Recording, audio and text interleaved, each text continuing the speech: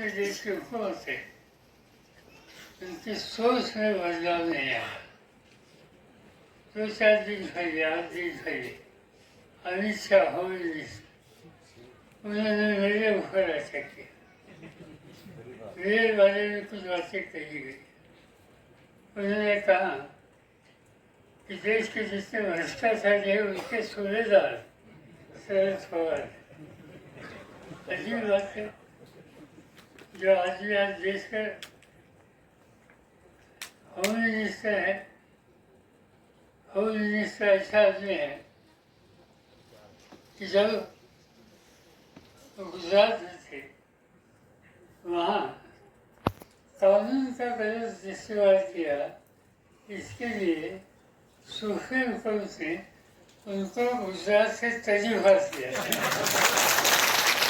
जो आदमी जिसे सुप्रीम कोर्ट ने तर्जीहात किया था वो आज देश की रक्षा करने की या देश के होम मिनिस्टर की जिम्मेदारी नहीं कर सकते। और इसलिए हम कहाँ जा रहे ये सोचने का ही समय।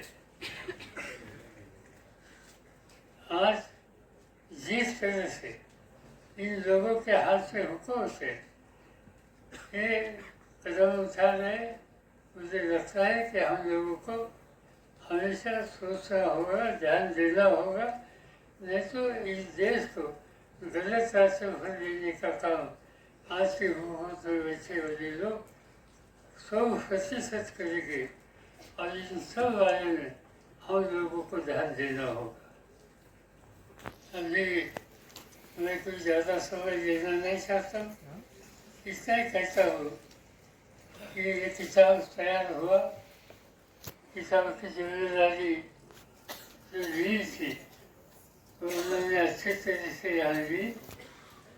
और जिस बारे में आपसे कई किताब के बारे में बातें सही से सब सवाल हो, बाकी साथियों से सुनी, इसमें कोई सुधार करने की आवश्यकता है। नई स्थिति पैदा जो हुई है वो लिखने की आवश्यकता है। मैं इतना ही कहना चाहता हूँ कि शेषावजी चौहान और उनके साथियों के साथ बैठकर इसमें जो कोई सुधार करने की आवश्यकता हम जरूर करेंगे। मुझे खुशी है कि अन्य भाषा में इसका ट्रांसलेशन हुआ। आज उर्दू में हुआ।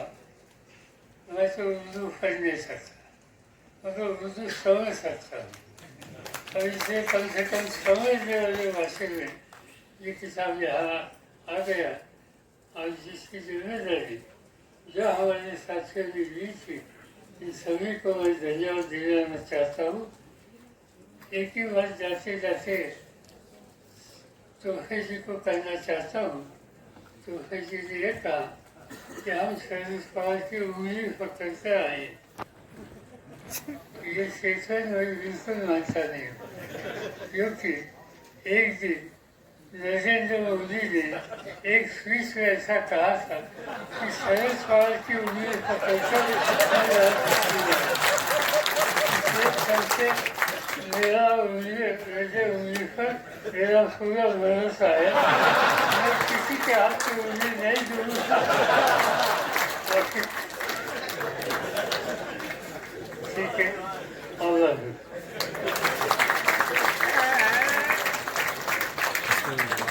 चलिए फिल्म के बच्चे जल्दी आइए। बैठो बैठो बैठो। उसके बाद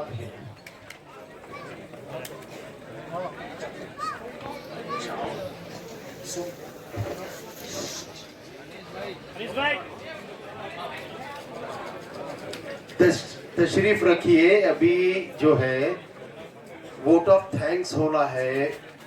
जनाब मोहतरम मौलाना इकबाल अंसारी साहब बात करेंगे और यहाँ पर जनाब ज़कीउद्दीन मशहूर साहब, मैं आपका पूरी टीम के जानिब से बेइंतहा ममनून और मशकूर हूँ कि आपने और आपके स्टाफ ने जो आज हमें सहूलतें पहुँचाई है, हम उसको कभी भूल नहीं सकते।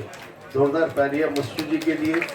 चलिए बच्चों जल्दी से एक तस्वीर लो भाई, बच्चों की है ये, बच्चों की तस्वीर लो प्लीज। उसके बाद वाजिद खादरी साहब, मैं जनाब इकबाल अंसारी साहब से गुजारिश करता हूँ, मौलाना इकबाल अंसारी साहब से, कि वो यहाँ पर आए और शुक्रिया के कलमात अदा करें।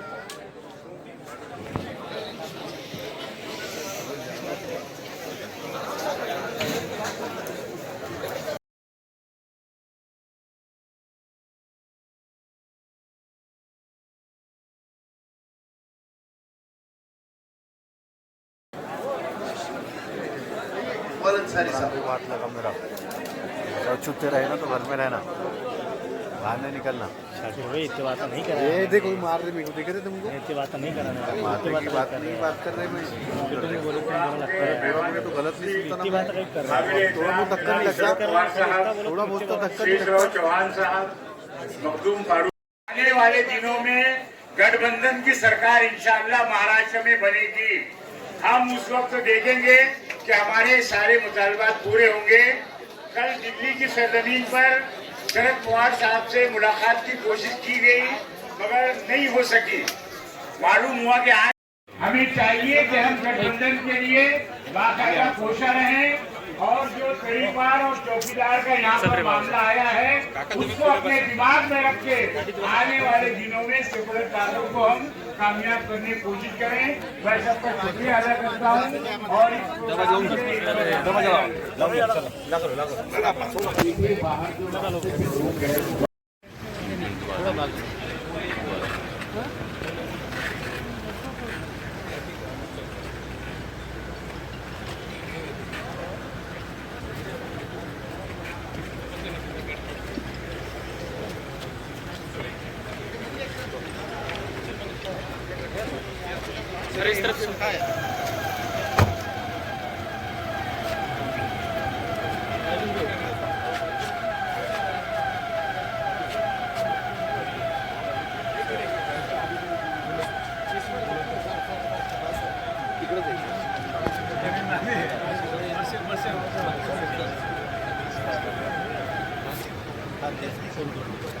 आंदोलन काही आलेले त्यांना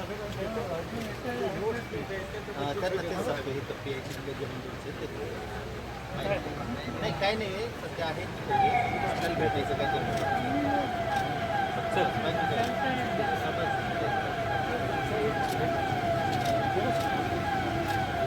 हॅलो हां पाहिलं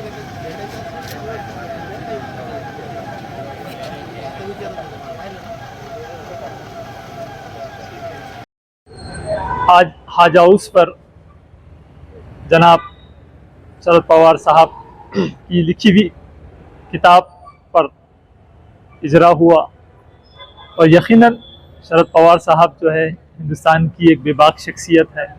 सियासी रोल शरद पवार साहब की जो हम देखते हैं कि एक यानी कि एक ऐसा रोल चाणक्य जो उनके बारे में कहा जाता है कि सियासत के वो एक चाणक्य है, यकीनन है, और उनका योगदान सियासत में वो गैर मामूली है। और हम ये शुभकामनाएं देते हैं शरद पवार साहब को कि अल्लाह उनकी सेहत दें और उनकी जो टीम है, सियासी टीम है, जो जमात है सियासी, उसको दिन दुगनी राह चौगनी हो। और वो जो किताब लिखी गई है हमारे जनाब शरद पवार साहब एक मुअम्मा बोलकर उर्दू में, फारूकी साहब ने उसको जो उर्दू में उसका तर्जुमा किया कि जो उर्दू ज़बान वाले लोग हो वो उर्दू ज़बान में शरद पवार साहब की जो ज़िंदगी के जो उतार और चढ़ाव उसमें जो लिखे गए हैं कि बच्चों को एक मोटिवेट होगा कि सियासत के मैदान में जो है शरद पवार साहब का कैसा रोल रहा है और उनकी इब्तदाई ज़िंदगी जब वो शुरुआत कैसी हुई और उन्होंने किस तरीके से जो है जिम्मेदारियां संभाली हैं और एक बेहतरीन लीडर जो आज हम देख रहे हैं कि शरद पवार साहब की शक्ल में हमारे पास मौजूद हैं। और हम बड़ी शुभकामनाएं देते हैं मखदूमी साहब को कि उन्होंने उर्दू में एक बेहतरीन किताब जो शरद पवार साहब एक मुअम्मा बोलकर जो है वो किताब लिखी है। मखदूमी साहब को भी बहुत मुबारकबाद देते हैं और इलिया साहब और उनकी पूरी टीम, किरमानी साहब को भी हम मुबारकबाद देते हैं। Thank you very much. कुछ उन्होंने लोकसभा को लेकर भी कुछ सीटों के बारे में कुछ डिक्लेयर किया।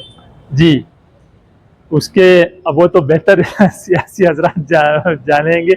हमारा था कि शरद पवार साहब को कुछ चीज़ें गिफ्ट देनी थी हम लोग को, अब वहाँ पर उनको जो है, मेरा नाम एजाज अहमद है और मैं पूरे महाराष्ट्र में जो है मस्जिद परिचय बोलकर हम प्रोग्राम लेते हैं और उसका मैं जो है नायब हूँ। वाजी साहब जो है उसकी सेक्रेटरी है, उनका माविन हूँ मैं जी। Thank you. Padma Vibhushan Sharad Pawar the great enigma, ये एक इंग्लिश में किताब श्री शेषराव चौहान साहब ने लिखी। फिर जब मुझे उन्होंने पढ़ने के लिए दी, अब मैंने पढ़ा तो फिर उन्होंने कहा कि भाई ये, मैंने सोचा कि ये बातें तो सब उर्दू नोइंग दुनिया में भी जाना चाहिए, तो उन्होंने कहा कि इसका तर्जुमा करो। अब फिर हमने तर्जुमा किए, जब साहब को भेजे, पवार साहब को भी बहुत पसंद आई और फिर इस तरीके से वो आ गए और आज उसका रस्म इजरा हो गया है। और वो सारी बातें जो है बहुत ही डिटेल है उस किताब में कि वो इम्तिहानात देने वाले बच्चों को भी अगर रेफरेंस बुक के तौर पर वो दी जाए तो वो पढ़ के बहुत उससे नॉलेज हासिल करके वो आगे बढ़ सकते हैं।